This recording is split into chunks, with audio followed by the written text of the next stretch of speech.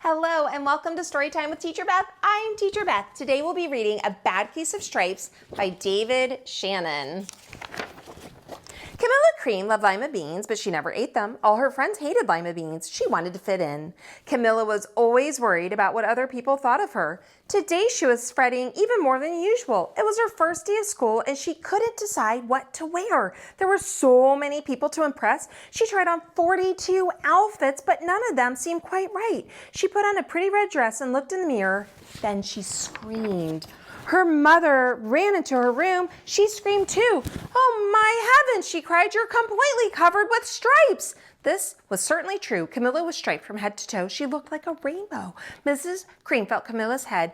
"Do you feel all right?" she asked. "I feel fine," Camilla answered, "but just look at me." "You get back in bed this instant," her mother ordered. "You're not going to school today." Camilla was relieved. She didn't want to miss the first day of school, but she was afraid what the other kids would say. And she had no idea what to wear with those crazy stripes. That afternoon, Dr. Bumble came to examine Camilla. "Most extraordinary," he exclaimed. "I've never seen anything like it. Are you having any coughing, sneezing, runny nose, aches, pains, chills, hot flashes, dizziness, drowsiness, shortness of breath, or uncontrollable twitching?" "No," Camilla said. "I feel fine." "Well then," Dr. Bumble said, turning to Mrs. Cream, "I don't see any reason why she shouldn't go to school tomorrow. Here's some ointment that should help clear up those stripes in a few days. If it doesn't, you know where to reach me." And off he went.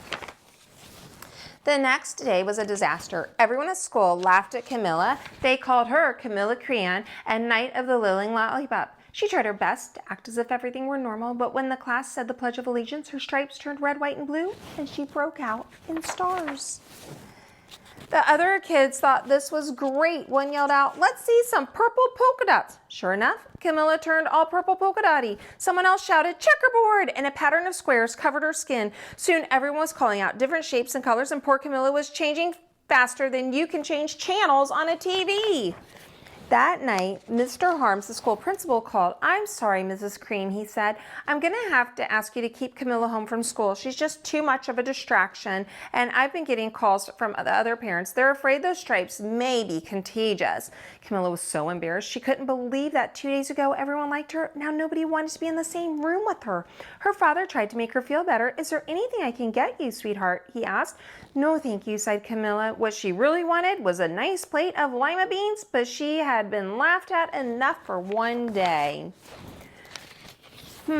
Well, yes, I see," Dr. Bumble mumbled when Mr. Cream phoned the next day. "I think I'd better bring in the specialist. We'll be right over." About an hour later, Dr. Bumble arrived with 4 people in long white coats. He introduced them to the Creams. "This is Dr. Grop, Dr. Sponge, Dr. Cricket, and Dr. Young." Then the specialist went to work on Camilla. They squeezed and jabbed, tapped and tested. It was very uncomfortable.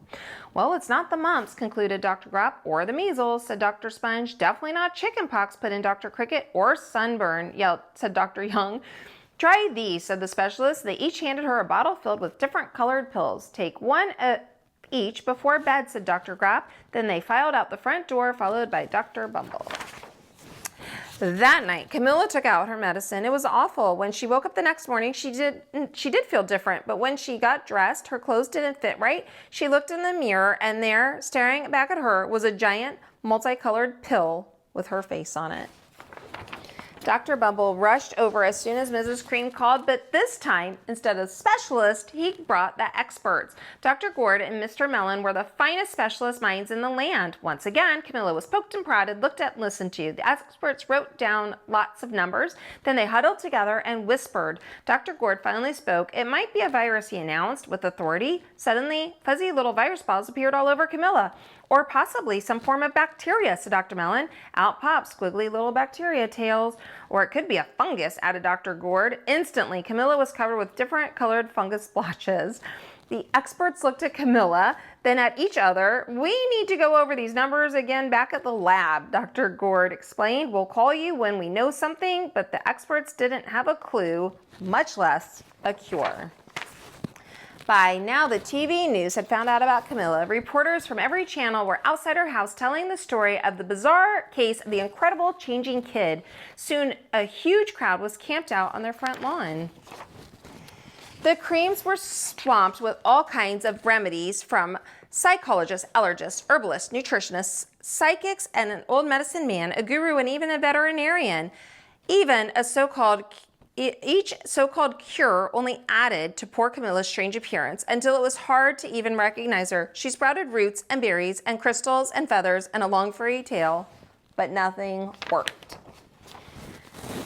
One day, a woman who called herself an environmental therapist claimed she could cure Camilla. "Close your eyes," she said. "Breathe deeply and become one with your room." "Wish you hadn't said that," Camilla groaned. Slowly, she started to melt into the walls of her room. Her bed became her mouth, her nose was her dresser, and 2 paintings were her eyes. The therapist screamed and ran out of the house. "What are we going to do?" cried Mrs. Cream. "It just keeps getting worse and worse." She began to sob. At that moment, Mr. Cream heard a quiet little knock at the front door. He opened it, and there stood an old woman who was just as plump and sweet as a strawberry. "Excuse me," she said brightly, "but I think I can help." She went into Camilla's room and looked around. "My goodness," she said with a shake of her head. "What we have here is a bad case of stripes, one of the worst I've ever seen." She pulled a container of small green beans from her bag. "Here," she said, "these might do the trick." "Are those magic beans?" asked Mrs. Cream. "Oh my, no," replied the kind old woman. "There's no such thing. These are just plain old lima beans. I'd bet you'd like some, wouldn't you?" she asked Camilla. Camilla wanted a big heaping plate full of lima beans more than just about anything, but she was still afraid to admit it. "Yuck," she said. "No one likes lima beans, especially me." "Oh dear," the old woman said sadly. "I guess I was wrong about you." She put the beans back in her bag and started toward the door. Camilla watched the old woman walk away. Those beans would taste so good, and being laughed at for eating them was nothing compared to what she'd been going through. She finally couldn't stand it. "Wait," she cried. "The truth is, I really love lima beans." "I thought so," the old woman said with a smile. She took a handful of beans and popped them into Camilla's mouth. "Mmm," said Camilla. Suddenly, the branches, feathers, squiggly tails all disappeared, and the whole room swirled around. When it stopped, there stood Camilla, and everything was back to normal. "I'm cured!" she shouted. "Yes," said the old woman. "I knew the real you was in there somewhere." She patted Camilla on the head, then she went outside and vanished into the crowd. Afterward, Camilla wasn't quite the same. Some of the kids at school said she was weird, but she didn't care a bit. She ate all the lima beans she wanted, and she never even had a touch of stripes again. The end. If you enjoyed today's story, make sure you like, subscribe, and ring that bell, and I'll see you next time on Storytime with Teacher Beth. Bye.